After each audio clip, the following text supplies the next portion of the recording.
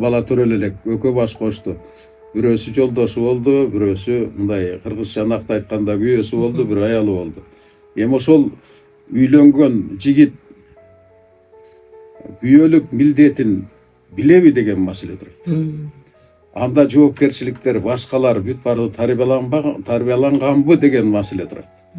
Ошол эле учурда эми аялына карасак, үй бүлөнүн куту болгон, үй бүлөнүн бактысы болгон, ошол үй бүлөдө урпактуулай турган аял кишинин өзүнүн милдетин билеби деген нерсе турат. Мен силерге жогоруда айттым, экөө мамиледе, экөөнүн мамилесинде ичинде милдет жана укук турат. Ошол милдеттин аткарылбашы укук бузууга алып келет. Кандай гана мамиле болбосун, ар бир мамиленин өзүнүн нормасы бар, чеги бар.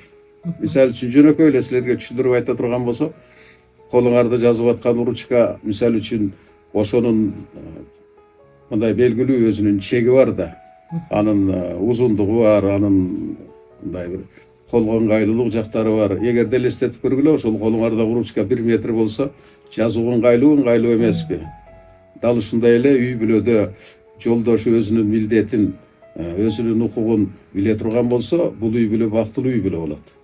Дал ушундай эле аял киши да өзүнүн милдетин, укугун билген болсо, бул эң сонун, мындайча айтканда, уюшулган үй бүлө болот.